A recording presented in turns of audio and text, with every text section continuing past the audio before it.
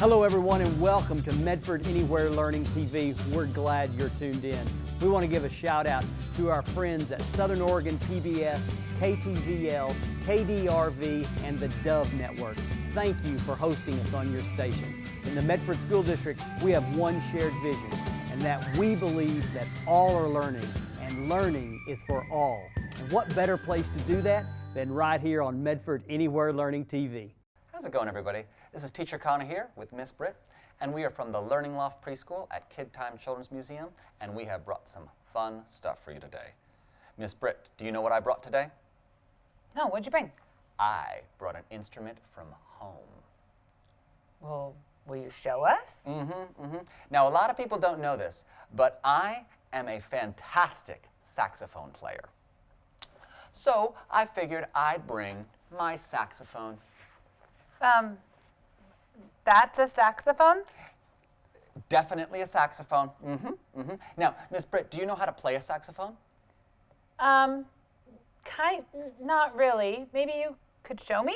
Yes, of course, of course. The way you do it is you blow into it extremely loudly with lots of force. Should I try it? Yeah, show us. Let's learn how to play the saxophone. Now, you just got to get warmed up a little bit. See. Wait. Teacher Connor, excuse me, a musician is working here. Okay. Oh. All right. Pardon, excuse me? Oh, goodness. Teacher Connor, I feel like you should take it out of the bag. Right, of course. A saxophone professional like myself would obviously know how to take it out of the bag. Okay. All right. Now, okay, saxophone is out. Now, to play it, hold on, let me set this on the bass here. Now, you want to make sure that your fingers are nice and warmed up. A couple of these exercises. All right, I think we're ready. Okay, here we go. Ready? Deep breath.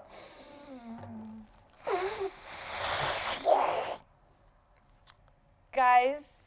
I have it on the wrong side.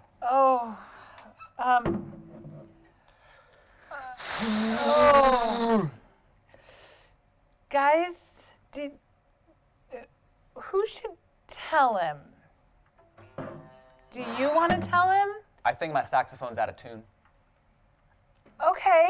Do you want to show us what to do with your saxophone? Yeah, of course. Yeah, you know, in all honesty, I'm getting a sneaking suspicion that this might not be my saxophone. Guys, I think maybe you should tell him. Do you know what it is? A what? Oh, thank you. This, Miss Britt, this is my guitar. They knew it. Yes. And a guitar is played not by blowing into it, but by, if I remember correctly, we have to strum the guitar. So, here comes the strumming. Are you ready? Okay, I'm going to lay down the guitar in proper guitar technique, and now comes the strumming. Oh, Teacher Connor, this is probably going to be a little embarrassing for you.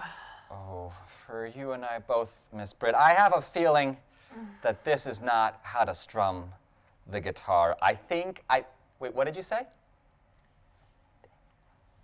Oh, flip it on its side. Thanks, guys. Oh, goodness. Oh, Teacher Connor, you're getting really close. And I feel like if maybe we held a guitar for pretend in our hands and we showed him the motion with our hands, maybe it would help. Do you think you could do that for me, guys? Show him with your hands. Oh, okay, so it's a little closer. Got it. And, okay. Yes, that's how you play a guitar. Got it. Thank you, guys. Whew. That was a lot and intense and very embarrassing. But I remembered music and guitar and songs. And so I think we should sing one now about 5 green and speckled frogs. Here we go.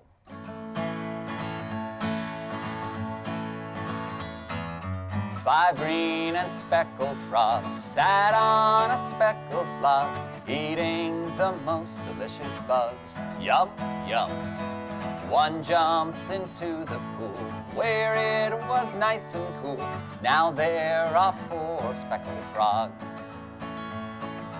4 green and speckled frogs sat on a speckled log, eating the most delicious bugs. Yum, yum. One jumped into the pool where it was nice and cool. Now there are 3 speckled frogs. 3 green and speckled frogs sat on a speckled log, eating the most delicious bugs. One jumped into the pool where it was nice and cool. Now there are 2 speckled frogs. 2 green and speckled frogs sat on a speckled log, eating the most delicious bugs. One jumped into the pool where it was nice and cool. Now there's only 1 green and speckled frog. 1 green and speckled frog sat on a speckled log, eating the most delicious bugs. Yum, yum. One jumped into the pool where it was nice and cool. Now there are no speckled frogs. Thanks, guys. Hi everyone, I brought another book for us to read today called Frog on a Log. And Frog on a Log is one of my favorite books because it's full of rhymes. And you might have heard a rhyme before, like frog and log. That's a rhyme because they sound similar even though the starting sound is different. Or you might have heard cat, mat, or book, look. Those are all rhymes. And this book is full of rhymes. So when we're reading it together, if you hear a rhyme, maybe you could wave to me so that I know you heard it, or you could yell, Miss Britt, I hear a rhyme. And that way I know that you know what the rhymes are too. So let's see if we can hear some rhymes in Frog on a Log.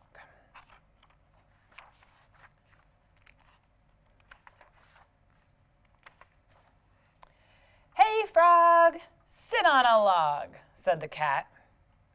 But I don't want to sit on a log, said the frog. Logs are all hard and uncomfortable, and they give me splinters. Ouch! I don't care, said the cat. You're a frog, so you must sit on a log. I heard it too. Did you hear it? Can't I sit on a mat? Asked the frog. Only cats sit on mats, said the cat. What about a chair? Said the frog. I wouldn't mind sitting on a chair. Hares sit on chairs, said the cat. Oh, you heard that one too? Hares, chairs. Perhaps I could sit on a stool, said the frog. Mules sit on stools, said the cat. What about a sofa? Ooh, that looks very comfortable. I could stretch right out on a sofa. Gophers sit on sofas, said the cat. It's simple, really. Cats sit on mats, hares sit on chairs, mules sit on stools, gophers sit on sofas, and frogs sit on logs. What do lions sit on? Asked the frog. Lions sit on iron, said the cat. Ouch, said the frog. What do parrots sit on? Well, obviously, parrots sit on carrots. Lions sit on irons and parrots sit on carrots. Oh, did you hear another rhyme? Which one did you hear? Oh, yep. That doesn't sound very comfortable, said the frog. It's not about being comfortable, said the cat. It's about doing the right thing. Well, what do foxes sit on? Asked the frog. Foxes sit on, yep, You guessed it, boxes. Foxes sit on boxes and fleas sit on peas. What do goats sit on? Asked the frog. Goats sit on coats, said the cat. Goats sit on coats, cows sit on plows, storks sit on forks. Yikes. What do gorillas sit on? Asked the frog. Gorillas sit on pillars, said the cat. Gorillas sit on pillars, rats sit on hats, weasels sit on easels, and moles sit on poles. That was another good rhyme. You heard it. What do seals sit on? Asked the frog. Don't you know anything? Said the cat. Seals sit on wheels, doves sit on gloves, newts sit on flutes, and lizards sit on wizards. And apes, well, they sit on grapes. What about puffins? Asked the frog. Puffins sit on muffins, said the cat. Puffins sit on muffins, snakes sit on cakes, owls sit on towels. Gibbons sit on ribbons, and lambs sit on jams, and bees sit on keys. Well, I never knew that, said the frog. Well, you do now, said the cat. Well, what do dogs sit on? Asked the frog. Oh, I was hoping you weren't going to ask that, said the cat. What do dogs sit on? Dogs sit on frogs. Help! Thanks, guys. Thanks for reading that one with me. I hope you can come up with some rhymes at home, too. So, I have a game that I was hoping we could all play. Teacher Connor, do you want to play? Yeah. It's pretty easy, and we have frogs, and we have flies. And there's something else that we need, because I haven't played it for a while. Oh, it's something that has numbers on it, and it's kind of square, and you use it. Teacher Connor, do you? You know, Miss Britt, I think I happen to have that exact thing. Are you talking about a die? Yes. I'm talking about a die. I think it has numbers 1, 2. I can help you out, Miss Britt. Okay. A die is a cube that has numbers on each side, and they go 1, 2, 3, 4, 5, and then 6. Perfect. And do you think we could use it? We could roll it, and then we could. Oh, I remember. You get a number, and that's how many flies you're going to feed to your frog. But Miss Britt, how are we going to keep track of how many flies to give the frogs? Oh, don't worry. I brought a whiteboard, and a whiteboard is a tool you can use to draw on. And I have both of our names on it, Connor, and when we get points, when we feed our frog, I'm going to use tallies to keep track of the first person to get to 10. And I'll show you what a tally looks like as we start playing the game, when I beat you. Ooh, them's is some fighting words. Them's is fighting words. Are you ready? Oh, I'm ready. Oh, wait, how do we know who wins? The first person to get to 10. Got it. So what you're telling me is I'm going to win. Go Team Connor. You ready? Oh, whoa. Yeah, I'm ready. Go Team Britt. Here we go, Team Connor. So I shall go up first with this die here, and I'm going to be rolling it on this mat. Here is my first roll. I have 1, 2, 3, 4, 5, Miss Britt. That's a really good roll. It's gonna be hard to beat. So as the scorekeeper, I'm gonna write down 5 tally marks for Connor. Here I go. 1, 2, 3, 4. And this is the cool part about tally marks, is when you get to number 5, you get to do a hi-ya right across. And that means that Connor has a score of 5. Now, as the scorekeeper, I need you to help me with the dice rolling. So could you roll the die for me, Connor? Absolutely. This is Miss Britt's roll. Ooh. Ooh. That is a 1. There's 1 pip. I could still roll a high number, but let's make that tally mark for Britt. It's just 1. All right, Teacher Connor, your turn. Okay, it is my turn to roll. Here comes the next roll for Teacher Connor. How many is that? 1. So we're going to add 1 more tally mark for Teacher Connor. I'm going to put it over here, and we're going to start a whole new section of tally marks. 1. So before we do my next roll, what is the score right now? Should we check? Yeah. Britt has 1, and Teacher Connor has 1, 2, 3, 4, 5, 6. Whew, I need a really good roll. Cross your fingers. Here we go. Ooh. 1, 2. All right, it's okay. Let's add them into my score. 1, 2. Teacher Connor, it's your roll. Here we go. 3. 1, 2, 3. Okay, let's add our tally marks on and let's see how close he is. I don't think that's 10 yet. He has 6 right now, and we're going to add 3 more. 1, 2, 3. How many does Teacher Connor have? He's got 1, 2, 3, 4, 5, 6, 7, 8, 9. Oh my goodness, if Teacher Connor gets 1 more, he's gonna win. Oh goodness, I hope I have a good roll. Teacher Connor, will you roll for me? Yep. 3. Yikes. 1, 2, 3. All right, let's add 3 more to my score. 1, 2, 3. Teacher Connor, your roll.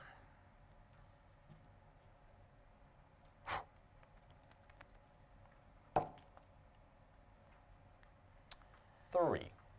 1, 2, 3. All right, let's add them in. 1, 2, 3. Well, I know from doing tallies that when you have a high yaw across 4 tallies, it means you have 5. And I know that 5 plus 5 is 10. And then he's got 2 more, which means he actually got 12. And I have 6. And if I remember right, if you get to 10, you're the winner. Good game, Teacher Connor. Good You game, Miss won. Britt. Thanks for playing. Hey, thanks for showing me that game. You're welcome. We should play that again sometime. Yeah, I think we could do that. I have brought one of my favorite books, and it is an action book, which means that we can move along to the book as I read it. Should we start? I think so too. It's called Down by the Cool of the Pool. Here we go. Down by the pool in the cool of the day, frog cried, "Wee! Can you dance like me?" Can you guys say that? Wee! Nice. Then duck came to see. "I can dance too, but not like you. I can flap." Can you guys flap? Nice. So duck went flap, and frog cried, "Wee! Can you dance like me? Down by the cool of the pool." Then pig came to see. "I can dance too, but not like you. I can wiggle." Can you guys wiggle? Nice. So pig went wiggle, and duck went flap, and frog cried, "Wee! Can you dance like me? Down by the cool of the pool." Sheep came to see. "I can dance too, but not like you. I can stamp." Can you guys stamp your feet? Very nice job. So sheep went stamp, and pig went wiggle, and duck went flap, and frog cried, "Wee! Can you dance like me? down by the cool of the pool. Then up sprang cat with the sudden bound, and dog came frisking round and round. Goat butted in with a skip and a hop, and frog cried, "Whee! That's great, don't stop." Then playful pony began to prance, and donkey drummed his hoofbeat dance. But when it came to capering cow, frog cried, "Wow, all together now." With a stamp, can you guys stamp? Nice. And a wiggle, and a flap. And what does frog say? That's right, he says, "Whee!" The animals danced so joyfully, till with a bump and a slip and a trip and a crash and a whoops, watch out, and a topple and a splash. Into the pool they flapped and they flopped, but did they stop? Nope. Oh, no, no, no, for they all cried, "Ooh," and "Whoop," and frog cried, "Whee! Come and see, oh, ha, ha, he. We're having fun, dancing our dance in the cool of the pool." And they splished and they splashed till their dance was done. Then away they drifted, and down went the sun. As there by the cool of the ripply pool, with a hop, hop, plop, even frog was gone. Thank you, guys. That was a lot of fun, Miss Bird. Thanks for joining me with that. You're welcome. I had fun too. I have a question. Okay.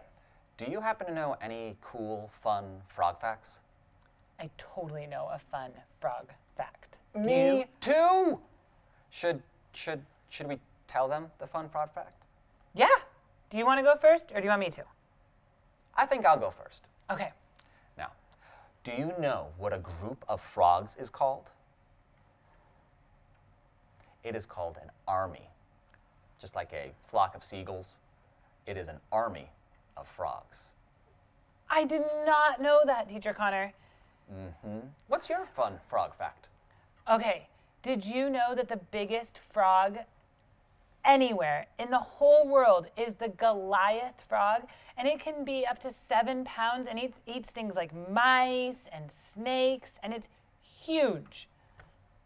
I did not know that. That is a big frog. Yeah. Thanks for sharing that info with us. You're welcome. Thanks, everybody. See you guys. Hi, I'm Kristen Robinson, and I teach kindergarten at Kennedy Elementary here in Medford, Oregon. Today we are going to be focusing on the standard I can write numbers from 0 to 20.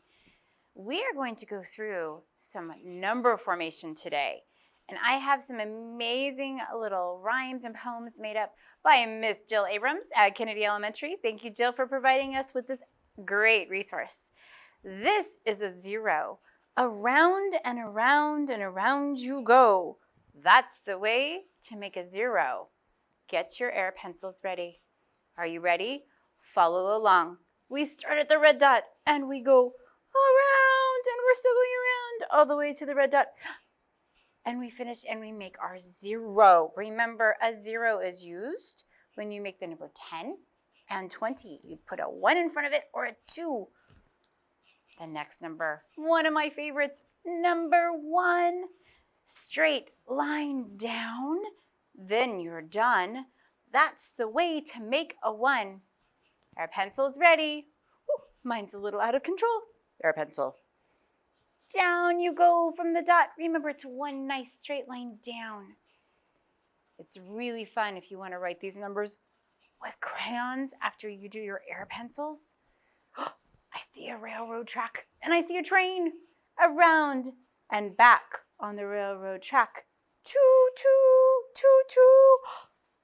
Let's start at the red dot. Our pencil's ready. We're going to go, let's see, around and back. Oh, I'm going down the railroad track and across. That's the way I make a number 2. I love number 2 because not only is it number 2, but I use it when I write the number 20. 3. We're on 3. Around a tree, That's the way to make a 3. Do you see the big red dot? I'm gonna get my air pencil again. Could even be an air crayon this time or an air pen. I'm gonna start here and I'm gonna go around the tree and around the tree again and stop. And my beautiful 3 is done. What comes after 3? Think in your heads. If you said 4, you are right. So once more we go down and over and down once more. That's the way to make a 4.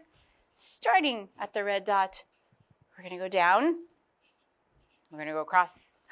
And then I'm gonna pick up my air crayon and I'm gonna go up here to the top and I'm gonna make a nice straight line to connect the first 2 I made. We made a number 4.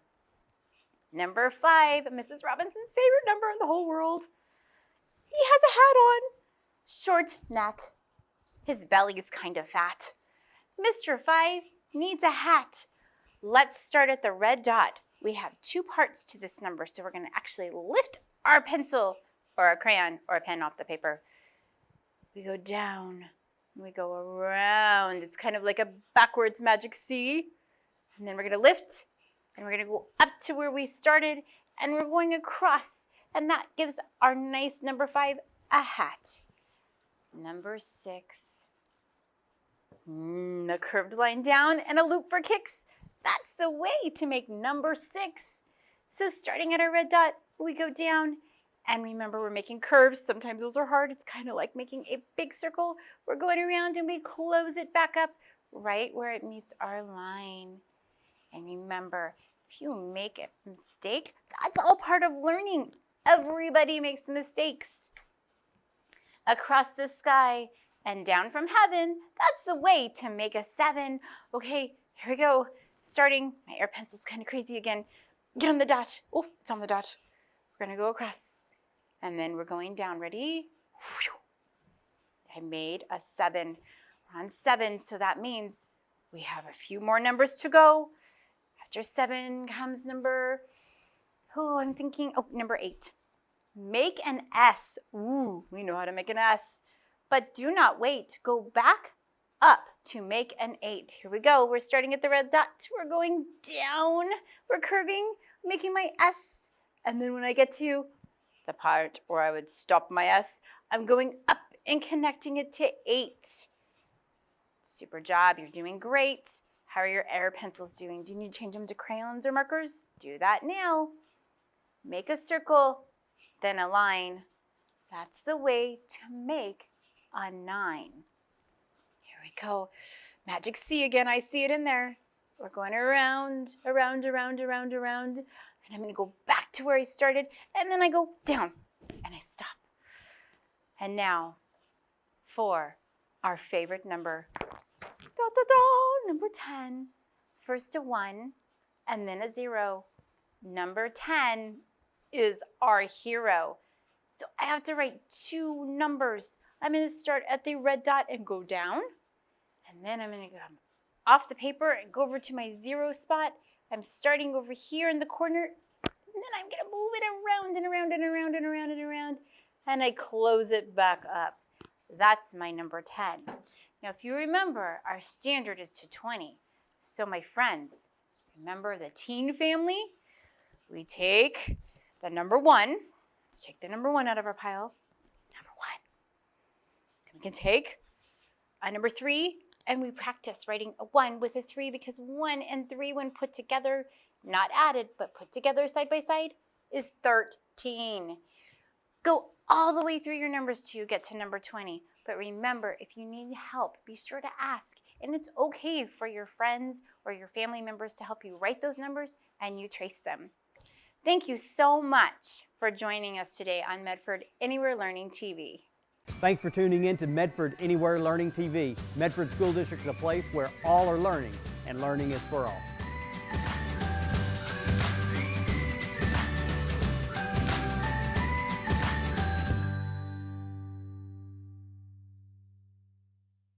Connect online at YouTube Medford School District 549C, Instagram at Medford School District, and Facebook at Medford School District 549C.